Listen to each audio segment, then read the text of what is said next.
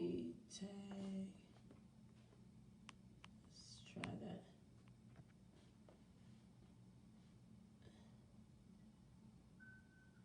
Is no. Okay. Your viewers. Oh, here it is. Invite a friend. Erik, Hines. Did you see the invite? Good morning, Yes. Shara. Can you see me? You gotta hit the join, and then I connect you. Do you see me on the live? Yeah, I can see you. Can you see me? You gotta hit the join, the thing that I sent you. Okay. Yep, the invite I sent you. You gotta hit join or connect, and then you'll come on the second part of my screen. Okay, let me. Good morning, Valerie. Thanks, Shar. She's like, I love them earrings. Thanks, girl. Okay, I think I'm missing the invite here. So go to my live. Do you see me live right now? On my page, on Elder, on your Facebook. If you see me live, then you can just add or say bring me on the screen. I can see you live now. So type a comment in there, and then I can hit your thing. Good morning. I can hit your thing and say bring me on the screen. Let's see. Okay, I just put that up. Right, but are you on your phone or your tablet? No, I'm on my laptop. Can you go live on your laptop? I think so. I sent you the. I'm talking to you on the phone. Right. I sent you. Let me make sure you can go live on your laptop. You might have to use your phone. Okay. Because I'm looking at to see if you can go live on your laptop. Yeah, I saw on the laptop you put invite. Yeah, so then when you clicked on the invite, what'd you do? It brought me to your page, but that was it. I mean, it brought me to your live feed. I know it is nice and sunny. Let's see. It just brought me to my page. It didn't say like connect or join. Let me go to the page. I'm looking right now. Join, or at the bottom, you know how you can say a request to be on screen. Send me another one. Can you send me another one? No, it won't let me send it again. But it's usually it just goes at the bottom. You know how you said hello? At the bottom it can say, oh, I want to join your live, stuff like that. Okay, let me look at my phone. Sure, okay. Let me check my phone here. Okay. Okay, it says invite me to watch. Yep. And I invite. All right, let me turn this off. Erik is watching. We getting together, y'all. We figuring it out. Technology. Would you like to be an Elder Paula's video? Oh, yeah, there it so is. I just said this. Yep, and then I approve it. Here we go. Now we got it. Approving, adding, connecting. All right, there we go. We got it right. Jeez. You gotta love technology. I'm gonna have to talk to Yardstream again later. Like we try like together. Because it did that on Wednesday too. I was like, why is it acting like that? Yay, right. Thank you, Char. We got it. Right. All right. So we're going to just pick up where we left off at, guys. Of course, we're talking to my brother, Dr. Erik Hines, and we are talking about Black men in higher education, how you get there, how you stay there, what do you need tools to do, things of that nature. So we're just going to pick it up where we left off. Of course, I think my brother might be frozen. We're going to wait for it. But we're just going to keep going. Yep, we lost him. He'll be back. So if you have questions or you have anything that you want to ask, I know it's so sunny behind me, y'all. Anything you want to ask or anything that might come up. Maybe I'll turn this way. It's real sunny. Anything that might come up or things you might want to talk about, let me know. How do you get your men to stay in education, or how do you get your sons or nephews to want to go to college, or in this time frame when there's so much, Black Lives Matter, so much things going on. What do you do, or how do you maintain being an assertive parent, affirmative, but not allowing things to overtake you or to take you out? Yes, such an important topic. How do you talk to them in the classrooms, things of that nature? Definitely. So that's what we're talking about. But we need more brothers in higher education. Some are scared or don't want to do it, or they think there's no money in it, right? And that's exactly what we need. Amen. There we go. There's my brother. All right. Can you hear me? Let's see. Yep. Can you hear me? All right. You hear me, Eric? Yes, yes, I'm here. All right. So we good to go. Yes, we definitely do. All right. So we're going to pick up where we left off, of course.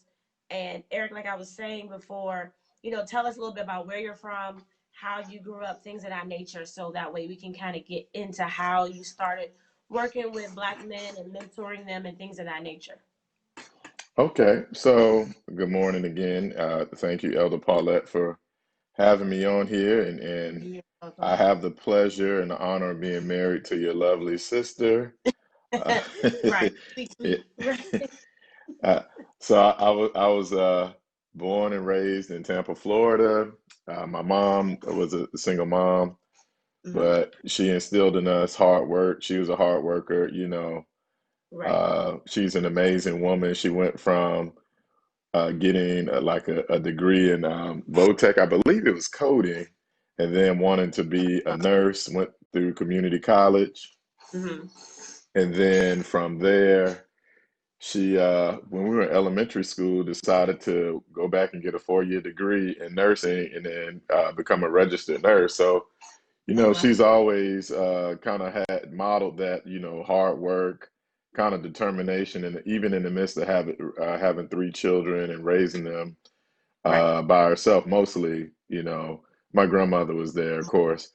So Right. I think that kind of is the key to where I am now, and I've never known my mom not to work a second job. Like she got a side hustle right now in her Right. 60s, but I think part of it was is that she instilled education in us, so she made sure that we was in some pretty good environments in terms of education. So that's how that happened. And then, I think another big emphasis in my high school, I think I was always pretty decent in school, Hmm. made good grades, had an opportunity to even skip a grade when I was younger. But I think when I got to high school, I kind of got disengaged. I wasn't really interested in the curriculum or the work. Hmm. So I started doing things that were counterproductive to being successful. And then I think once I got in the saddle, I was like, oh, I need to get my life together and Right. and do my work.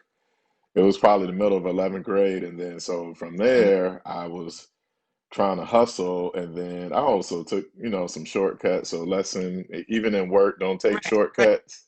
Right. Right. Right.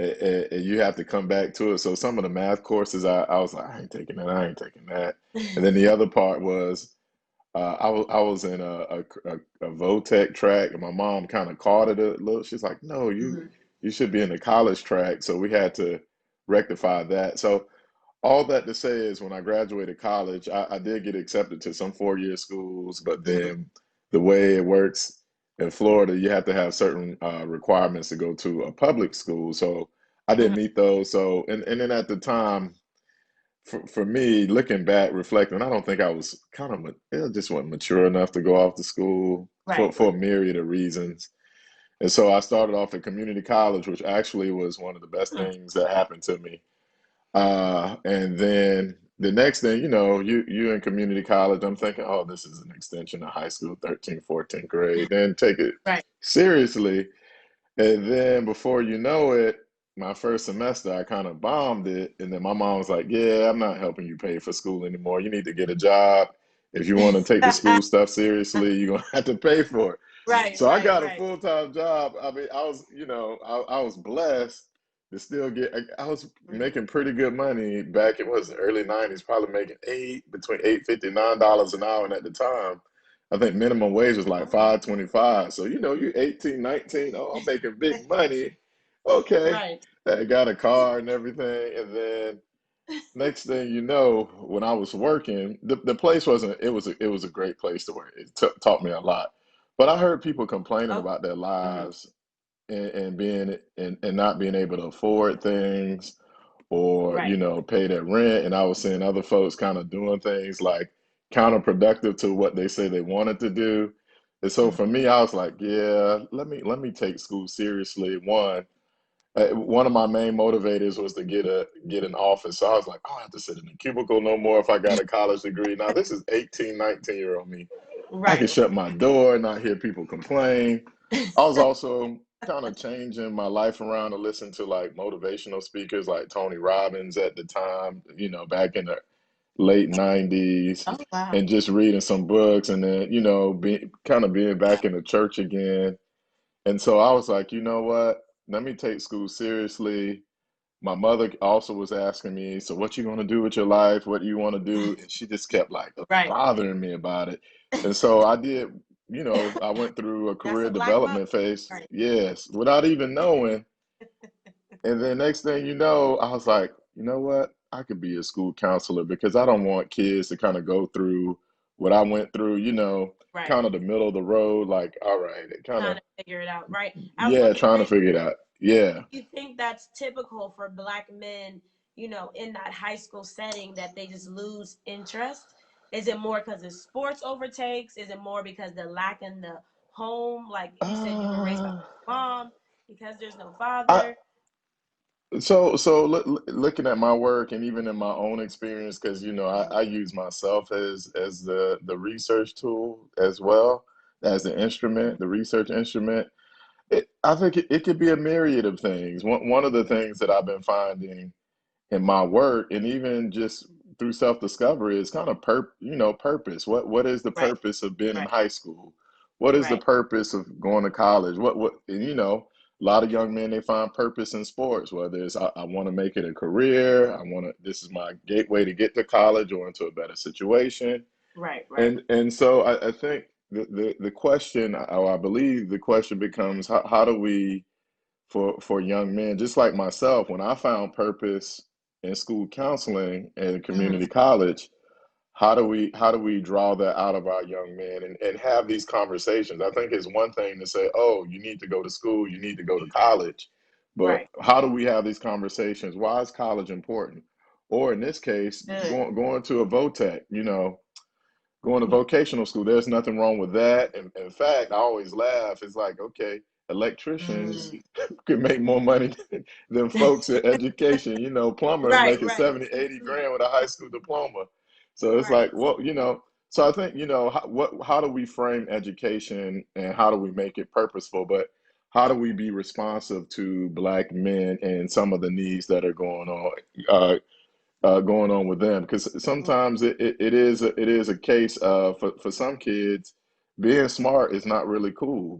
Being a That, smart person, I know at least when I was growing up, right. They oh, think you want to street be smart? smart is better than book smart. Right. This is true. Yeah, yes. Sweet to And, me. you could be and I know this, Yeah. I see the stigmas going away more and more now, but it's still there. You can kind of, get associated with being Right. white or being, as you call it, bougie or Right. bourgeoisie, right? Right. Exactly. So, Something they try to say you settle or you yes, sell out. Right. Exactly. I love yes. how you said that. So even I heard you say community college, even it sounded like it was a good gateway to get you to maybe understand, is this school thing kind of for me or not? That too, that and then, but this is me speaking because community college could be it could be a Sure. revolving door. Some students don't Right. get the support they need and Right. end up dropping out, or the financial aid piece, whether they have to support their parents or they Right. don't get enough financial aid or enough support in Listen, general that's a whole nother academically. subject. Right. Right. But for me, it Right. was probably more of an internal motivator, and I had friends that were with me at the time, and I actually switched campuses where they had more. So the Okay. campus I switched to had more Black professors and counselors, but they had other professors who were actually white. in my opinion, although it got a negative stigma, those were Hmm. the professors and the counselors, no matter what their racial background was, Hmm. who really cared about students and who really supported students. Right, So right, the right. campus, so that was key for me, is that I had professors, even though I was working 2 or 3 jobs. Hmm. Eric, are you getting this done? Eric, how can I help you? Or, Right, think about how to do this in a test. And then I also had friends who were going there who were doing the same thing. So I had a pretty good support network. So I think when you right, talk about community colleges, how do we make sure that we support our non-traditional students, those who may not right. go full time, or who work full time, who have kids or other responsibilities to get them Well, through the come on. pipeline? I did the same So thing. I understand. And get my master's, being a single mom of a 2-year-old at the time yes. was not easy. Like my homegirl Shar said, HU, all day. But at we went to a PWI though, so going there, we had those issues about financial aid or Yes. because of being African American. But we did have mentors, like you said. We had people on campus supporting us and encouraging Yes. to like keep going. Have you done this? And you're looking at them like, stop asking so many questions. But that was their job. That's what they're supposed to do, and you appreciate that.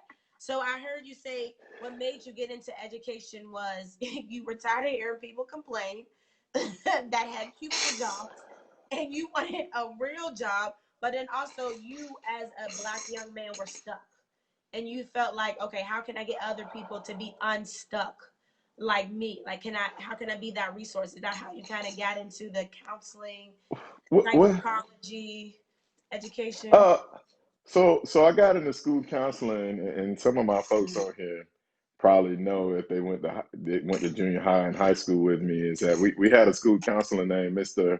Robert Davis, Bob Davis, Mm-hmm. and he would help just about every student in our junior high school at the time. He had after school program. He gave us lunch. He would take kids on out of town on spring break to Nice. different enrichment and cultural activities. And so when I was in community college, I was like, oh, I could be Mm-hmm. like Mr. Davis. I want to inspire kids to do well and to find their Right. purpose and to be able to be successful. And I was good with kids at the time because I was working at my Mm-hmm. church in a Sunday school, and I love working with children, and then they seemed to be so responsive. So I was like, Right. I'm gonna get a degree in undergrad in social science ed, because I love social studies, I love history, but then Mm-hmm. I'll be a school counselor. So that's how I went there. It was like, how do I get, and now that my research and my thinking and my experiences, it has evolved, how do we get Black males, how do we get Black students to think Right. about education as a tool to fulfill their purpose, but Mm-hmm. also how do we train school counselors to be culturally responsive Right. to Black students, and also how do we stop educators from perpetuating anti-Blackness of students, and Listen. being able to help our students and see their brilliance and also bring it out? How do we adapt to students rather than having Mm-hmm. students adapt to us? Right. And that Excuse sounds me. like that is the basis of your practice, is there. You're doing research and you're trying to make sure, what are the tools, what are the things we need to pull to get them there. Hmm. So I seen, in your bio, as we read, you've been successful clearly, in getting research done, getting money, starting programs. Can you talk about your first program? Like, what made you want to go? I believe it was at UConn, if I'm correct, to start this Black men mentoring program at UConn. Now, come on now. Y'all know Uh, who UConn is. No shade to UConn, tweet to me. But I'm just saying, it's not a HBCU. It's more of a PWI. And I'm sure, as a Black man in the psychology department, you probably were a minority. And they're looking at you like, you want to do what? And get money? Like, what? You know uh, what I'm saying? So, how was that dynamic uh, uh, for you? so, I want to say special shout out to UConn, and my colleagues at UConn, and my students and friends. So I would say this, so the Scholars House Live and Learning Community came about at the Mm-hmm. time when the Vice Provost of Academic Affairs, Assistant Vice Provost of Academic Affairs, Associate rather, She wanted to create a program for Black men because the graduation rates were the lowest for Black men on campus Mm, at the time. And so she right. came up with a model of the live and learning community. And so she saw my research that I the Mm, research on improving the academic and career outcomes of mm, Black males. And so she asked me to head it up. So what I did was create the programming. I incorporated the research. So at the time they got a $300,000 grant. She incorporated some of the research. I added some of the research components to it. I created the curriculum, started the study abroad program to Bahia, Brazil, to study Afro-Brazilian culture and education equities. And then from there, the focus was how do we improve the graduation rates, but also instilling, you know, a sense of a right to be at the right. institution, Right. Right. being able to excel and achieve because a lot of folks don't understand, UConn, like many other, even the institution I work at, being Mm-hmm. highly selective, you're already smart. So think of the Black men who are already getting Mm. into places like UConn, Right. Right. other Research One institutions across the country, a flagship institution. They're probably top 10, 20% in their graduating class, but we come in with these stigmas that, with Black men, oh, they're not smart, or they Right. come from this school district, or all of them come from single parent homes. And that's not true. A Mm. lot of the guys I know have mothers and fathers. Uh, some of their parents were bankers, some of their parents are Right. engineers, Right. doctors. But what was lacking again is the benefit of the doubt. I don't, in my mind, in my observation, Black boys and Black men don't get the benefit of the doubt. They already get the first strike before even Right. getting a chance to get to be known, get to be seen, and get to be understood.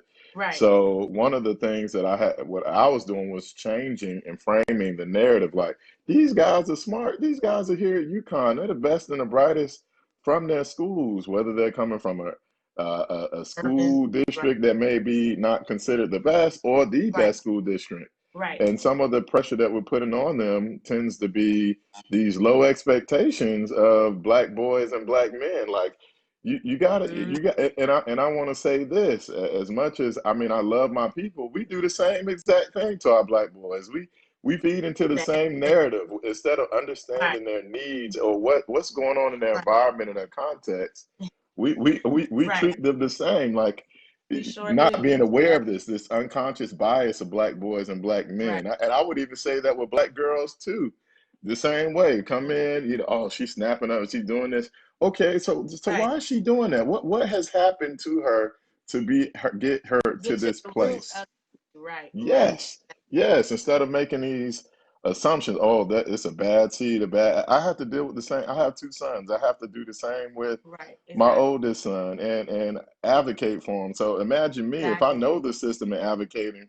Think about parents that may And not don't know the know. system, and some of the Exactly. kids are falling through the pipe, falling through the cracks in the educational pipeline. Okay, I'll stop Exactly. right there. Right. And me as a Black mother, as a single of a Yes, girl, I did the same yes, thing. And I have the yes, problem which me and Mia talked about, your wife, that on my side is bad because I'm young. So, sure, especially when you have teachers who are older or people in education who are older, the principals, they just look at you like, oh, little young girl had a young baby. Lies. You know what I mean? I wasn't even that young. Tweet, tweet. I right, got right, I'm not the sister, I'm the mother, but also I'm educated, so I go in there from the day one.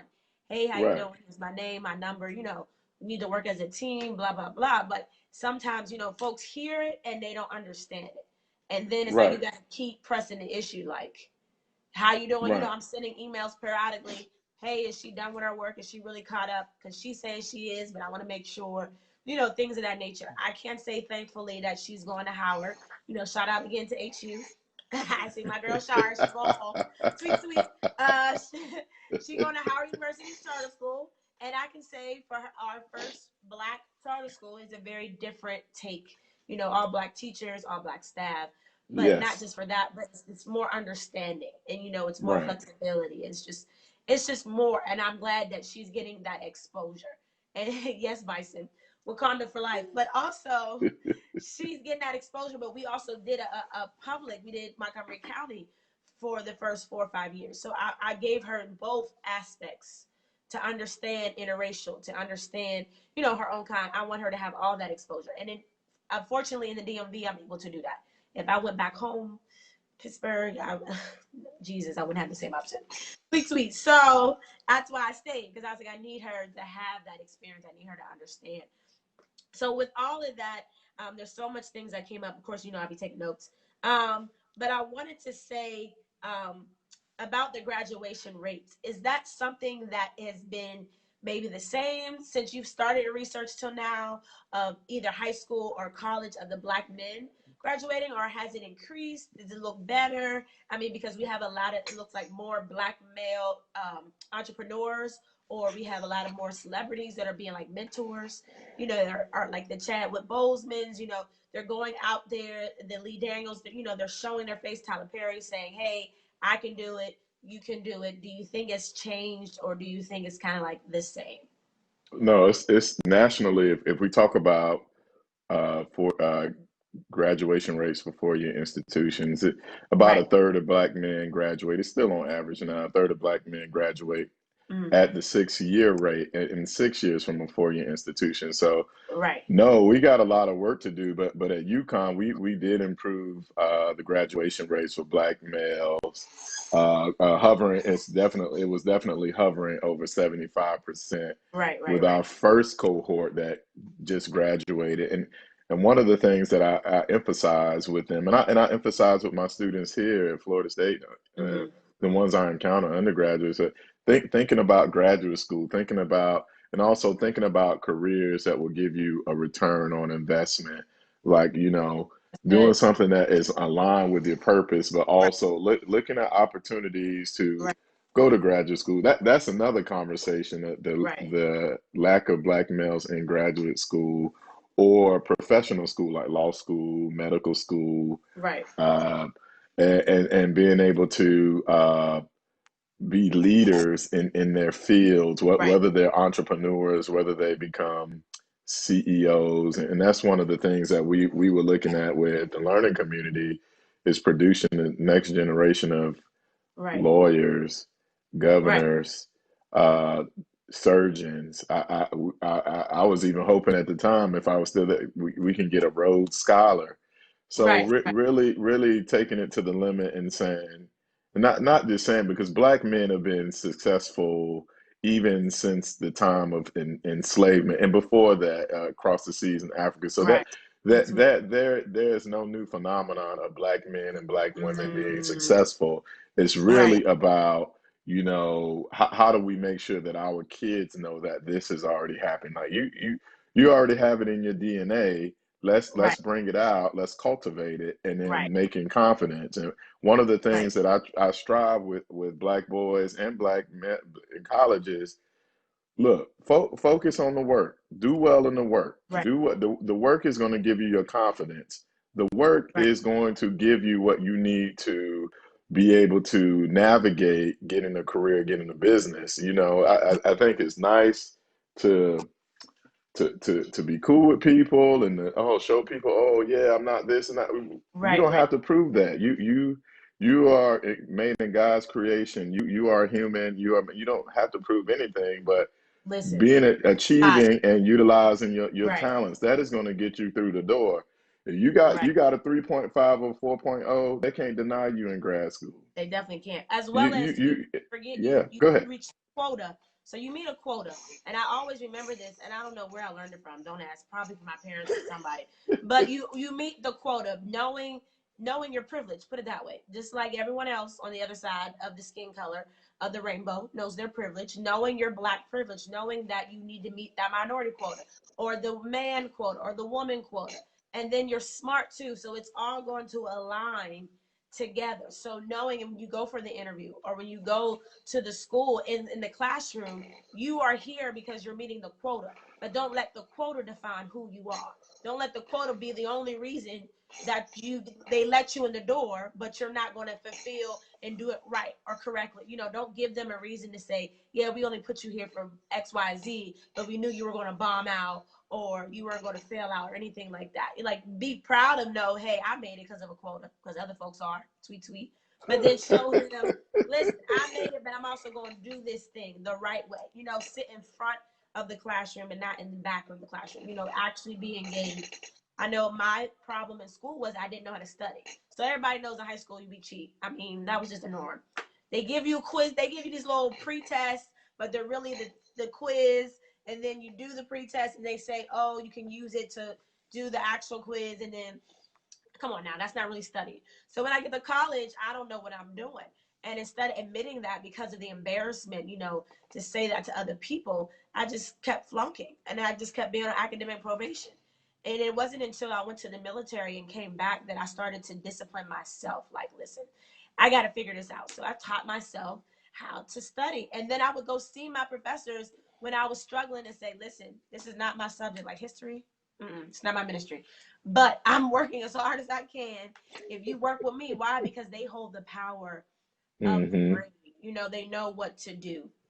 And that really Mm-hmm. helped a lot for me to move forward, because I didn't always allow my cliches or my hindrances to block how I needed to move forward. It took me 6 years, but I finally got out, you know, and I got it done. Mm-hmm. And when I went to graduate school, it just flowed so easily because I finally found my rhythm. I finally found what works for me. Yeah.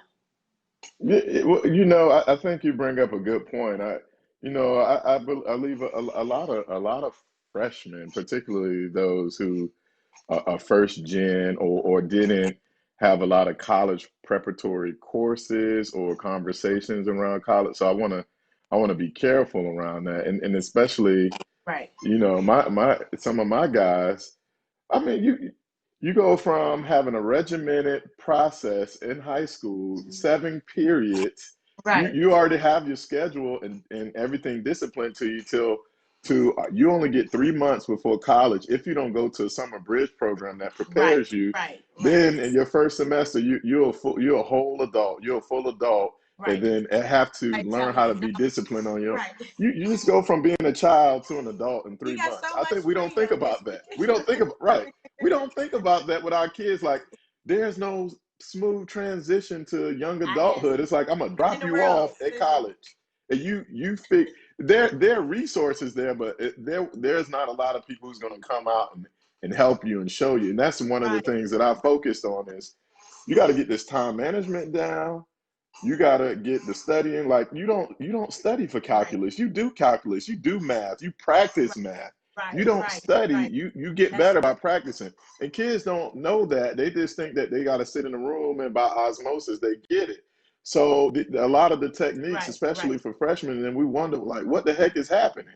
Well, we gotta What teach them you the doing? Right. discipline. They don't Exactly. come being in as adult, right? So I think you know a lot of particularly first gen and students of like students of color that may not have had that college exposure, not all, and even some white, a lot of white students, Right. affluent students. That first semester is a big adjustment for everybody, and then learning how to Oh go yeah. from you got to critically think about work because sometimes the professors want to see where you are and want to get your take on it to okay, I'm studying to a state standardized test. You Right. know, Right. this is what we got to learn. This is what they told us to regurgitate. Where you Right. have to write a 20-page paper and have to analyze it.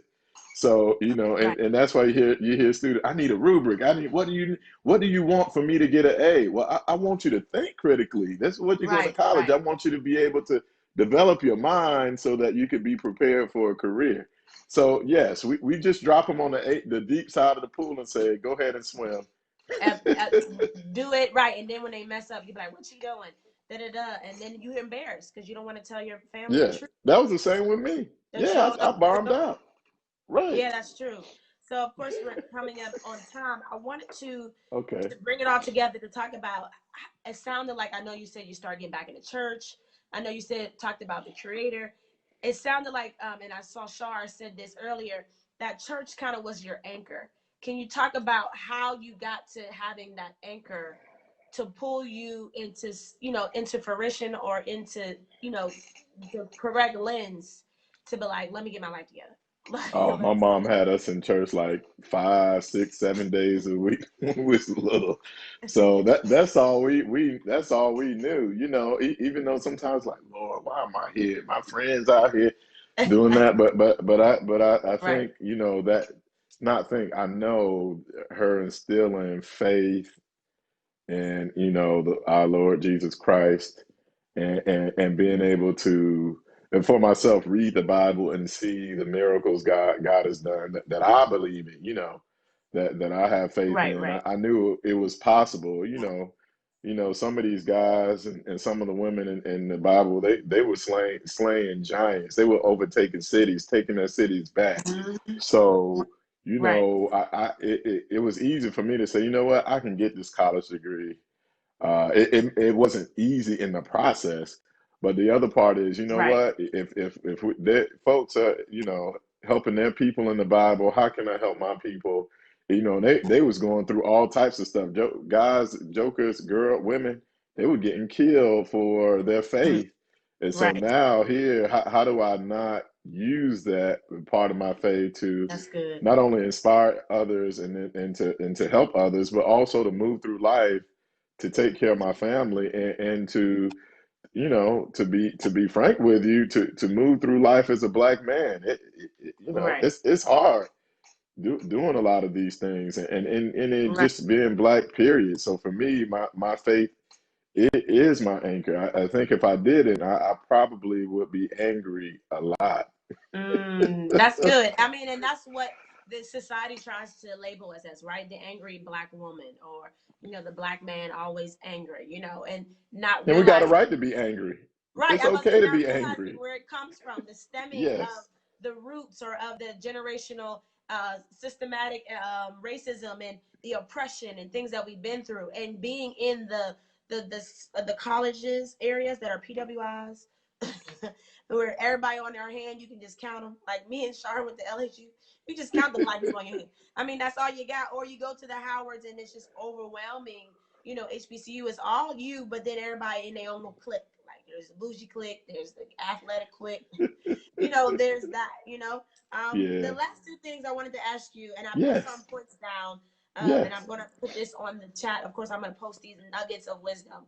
But I also wanted to ask, how do you encourage the athletes? I really feel like in the athletic culture, we as are the not even a minority, we are like the 100% that make up the football, the basketball. We make up all these things that make society money, but it always seems like they skip college, or it seems like they go to college and then they just go pro. How do you encourage the athletes to keep going on and not get caught up in that athletic world of groupies and the limelight of entertainment and money, things Well, like that? I think at that level, I don't know if I keep them from it. I mean, everybody makes their decision, but the guys I have talked to, Right. if they go pro, which some of them have, or even overseas, they come back. Some of them come back, get their college degree, or they work on their degree while they're making their money. I would never discourage Right. Right. any young athlete to go pro if they have the opportunity and their prospects are great. Right. Because you could come back and get your college degree, get an education, and being inspiring to others. So I think that that is the bigger piece. And I've worked with some athletes in the graduate program who were playing, and what I would always encourage them and say, you know what, man, finish this master's degree. When you decide to want to retire from the game, Mm-hmm. you can go back into the schools, Don't burn them all. become a school counselor, be an educator. And you still, you still wealthy, you still rich, or you Right. still had the opportunity to fulfill your dreams and your career. So, and we had a few guys who got their master's degree. They were excited, and Oh. that was the thing that I loved the best. I remember two of the guys. It was like, Dr. Hines, we were looking for you at the graduation, and I said, I saw you guys with your cap and gown walk in, and they were excited. So, for Oh. me, I think the bigger piece is, seeing these guys going to grad school, but Right. being excited about it, but also being able to still be a scholar athlete. That's what I love. They're great at Right. what they do, and they're still great in the classroom as well. Right, as well. So they're not allowing this Yeah. to overtake them. That's awesome. So how has it been today in higher education doing it virtually? Has it been easier? Have you think it's been harder? Have you saw some of your students lose interest? Or because they're in the home, there's more distractions and not the Uh, is there? How is it now today? Oh, and well, my mom said good morning, of course, to us. good morning, Mama P. Shout out to First Lady Mama P in the Right. building. Uh, uh, so I teach online now. So my school Right. counseling program is online, Mm-hmm. and so I haven't seen any transition issue other than a few students because of working, because of kids, and because they're working in the school district. I have a lot of teachers. Right. They may need some assignments. Can they submit it a few days late? And usually, yeah, I'm okay with it. The students that I have taught, like in the spring, that we had to switch over. You know, some of them actually had to move into another physical space to get their work done. Some of them were like, "Yeah, I'm home with my parents," but they want to have a different set of expectations. And they're like, Right. "Mom, I still have work that Like I I'm have still to cool. do." Right. Right. Right. Yeah, Right. yes, and then some of the being concerned because some of their spouses or their relatives are essential workers, and so Right. when the pandemic first started, a lot of them worried because there was a lot of unknown Right. Right. Right. there, and so I think it's a mixed bag. I know professors, I know students, and I know administrators, I know K-12 teachers are all trying to, school counselors, all trying to make it through the pandemic, whether they're teaching face to face and online simultaneously, Right. Right. or Right. they're the student trying to take the class and then still trying to understand, okay, I got to do all this online, but I'm a better learner in person. I like to sit in the Right. classroom. Yeah. So Right. it's a mixed bag. I think everybody's doing their best. And I've been, as a coordinator in my program, one of the things that I've been talking about with my faculty, my colleagues, and with students is we got to practice grace and we got to practice patience. That's You know, good. if somebody's not submitting the grades on time, just be patient. Or if someone needs a weekend extension, be patient and be Mm. flexible. You don't have to be flexible on everything, but Right. Right. Right. I think grace and patience takes individuals a long way because That we is just don't know what people are going through. you You don't. know, I know folks personally, know them personally, but I know other individuals who've been dealing with issues of suicide in the schools with students not Wow. coming back, dropping out. So we think about the pandemic. Oh, you need to toughen Right. through it. Yes, we need a level of resilience to bounce back and move forward, but we Right. also need grace and Right. empathy and compassion and patience for individuals. Listen, I love that. I feel like that's the key to take home on this morning. Have grace and patience. Listen, in this season, especially in a pandemic, you can't have the same expectations or rules that you've had before, especially raising your children or trying to, encourage folks in your family. Just know that some days are going to be rough, right? Especially with these holiday season coming up, this COVID thing. It's just going to be rough. And we just, like you said, grace and patience and take it as we can. And I think a lot of us, even in this nation, are starting to see we can't keep going the way we used to keep going. We got to sometimes stop and stand still and just, advocate or look at the situation like maybe we should talk or maybe find somebody to talk to. Or, And go to counseling. It's okay to go to counseling and seek help. That's not put a stigma on therapy. If you need to see someone to right, get exactly. you to be healthy mentally, spiritually, and even physically, do it. I go walking every day. I try to go walking like two to Listen, five same. miles a day. Right, You got exactly. to, yes. I do So the it's a same lot. until the weather got bad. Mm.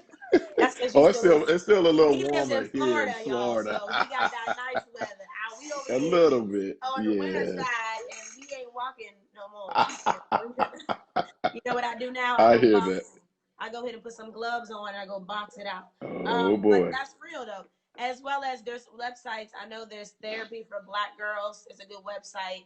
I know Taraji Penson has a good website, especially for Black men as well. She has her own therapy website. I posted it before my page. It's out there and everything's virtual. So that's the beauty of it. We don't got to make the excuses. I can't get there. I don't got no money. A lot of your programs are free. Call your insurance. You can get it for free. And it's Yep. virtual. There's no excuse. Yeah. Pandemic. Listen, it's just no excuse. So I got some good nuggets here about how to find a mentor, how to make sure you want a career that can help you invest. I have an open mind to education, Hmm. higher education. Find out how to become what the CEO, the lawyer, the governor, the scholar, the therapist.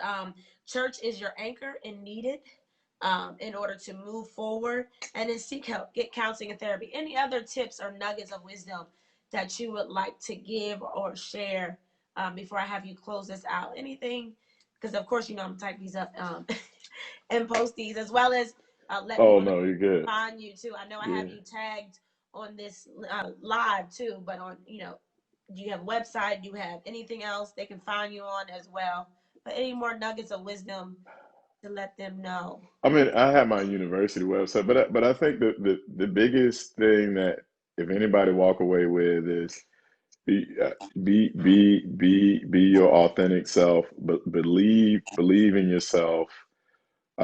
If there is any gifts or talents that you have or you want to cultivate, do that. That's where you draw your confidence. You know, the Right, good book says a man's gifts, or we could say a person's gift, because I mean, man and woman's gifts make room for them. right, So, you know, cultivating what you already have, believing in yourself, reading books, read a lot. In the pandemic, we have a lot more time at home to read, right, to cultivate your gifts and talents, and understand what you believe your purpose is, and right, then go utilize that through your career or entrepreneurship or other avenues that you can make a living and a life of. If I had to leave folks with that, I think that's the biggest piece. Steve Jobs from Apple said that you're going to spend most of your time working in a career, working a job. So right, cultivate your talents and gifts to the areas that you believe you're strong in, and that not only that you just have passion with, but you have to have a commitment. It's just like dating and getting married. You can have a passion for that person, right, you know, but we got to be committed to it. It's not going to always be honky dory or always be the good times. right, So how does that sustain you through what you feel like you're called to do, or you feel like your purpose is? Because right. you might deal with some crazy people, or Mhm. a project that may be difficult, but it's aligned with what you believe your purpose is.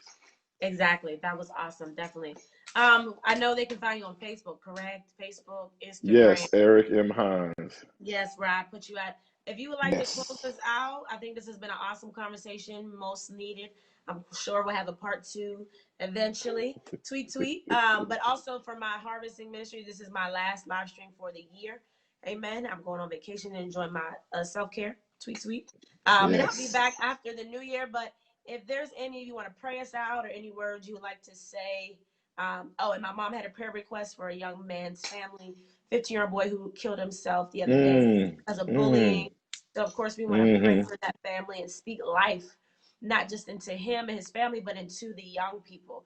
Let us speak life for them to not give up, to hold on. I remember being young and thinking the world was over, when something would go wrong or something would happen. And if I only knew, like you say, being that voice to tell them, hey, when you get to college, it's going to be so much better.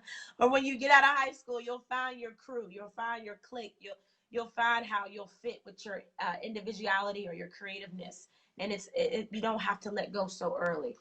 So of course we're going to speak life over our young people, especially our black men, our black kings and prince, and we're speaking life to them because we don't want to forget them.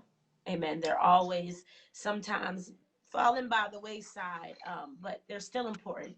Good, bad, ugly, those in jail, does not matter. Wherever your life has taken you, you still matter. Amen. But Amen. any prayer or a quote, whatever you like to do Uh, to end this I, out, you can do yeah, so. I want to say one more thing. You Sure, know, I sure. was watching the movie, and I low key like it. I saw it a few times. A movie called Beyond the Lights, and there's a scene That was good. where Yeah. Yes, there was this scene where the girl, I think her mom wanted her to aspire to be this singer, this Yep. pop star, this larger than life artist. And Mm-hmm. she actually got to that place. And Mm-hmm. then, she was with, I guess, a rapper that kind of put her there too. So she had all of this stuff, all of these fans. She went back to Mm-hmm. the hotel room and tried to commit suicide, right? Mm-hmm. And Yep. she had like a police officer who was like her protective service or Yep. bodyguard Her bodyguard. that Yep. called her, and she said something like, "Nobody sees me." And then when she kind of jumped, he said, "I see you." Right. Right. And when we talk about the young man that committed suicide, how many times are we telling our teenagers, our young people, "We see you. I see Mm, you. I that's validate good. you." Whatever you're going through, That's even good. if it's, they feel uncomfortable coming out about the sexuality, or uncomfortable saying, I did this, and I think people are going to look differently upon Come me. on. How are we Right. and this is my counselor hat on, how do we look at them non-judgmental and say, how can we Right. help you? How can I be supportive of you? Mm, How can we be there to help you through this process? Because you're giving a permanent solution to a temporary problem. And so if I could close this out, right. I would even say, being able to say, Lord, we please bless all the young people and even older people who are struggling with issues, say Right. identity, mental health issues, not being seen, so that, Yeah. Lord, you put someone in their life that can show them that there's another way Right. to do it and to be validated, because all of us have a purpose. And I believe if we can be a listening ear to folks, we may not be just listen, we don't even have to Right. respond. Come on. I think that half the issues that we have listening to another person and hearing them and seeing them could probably be decreased, or if not eliminated. Right. And actually make you feel better and make them feel better Yes, to know yes, the time. yes. You could give You them the might not have the resources. answers, but you took the Yeah, time. yeah. Yeah. That's real. Well, thank you again, bro. Of course, I love you. Oh, I love you 100 times back. I, I appreciate your support, your wisdom of nuggets. Again, guys, I will post this on my page. I will post this on my YouTube channel, which is Elder Paula Davidson. Please feel free to share, like it, give it to someone who needs to hear this. I'm sure y'all got some other black men or people who know black men who need to know it can be done, and let my brother be a prime example. That it can be done, regardless of where you come from, your background, and no matter where you've been through. It doesn't matter how old, it can be done. I thank you again for all those who have supported me and logged in throughout this season. Ain't nothing but God. I thank you for hanging in tight with me. I will be back with you guys next year, of course, because we're going to make it. Tweet, tweet. In the new season, I'm claiming the victory. Amen. Definitely. And my mom said, oh, she said they bullied him about being adopted. Yeah. We got to Yeah, work that's on tough. Yes. got to mentor them. We got to love on them in our communities. It starts there. If you don't know where to go or you're trying to find somewhere to do it, just go next door. Knock on a neighbor's door. Wear your mask. Stay 6 feet apart, and just start there, mentoring and just helping and encouraging and just handing a helping hand without nothing of needing something in return. And that's how we can just start. You see them on the street. Hey, you okay? How you doing today? Have a conversation. That's how we can start in our communities to get rid of all these things that are going on social media, things of that nature. Again, thank you for tuning in with Harvesting Ministries.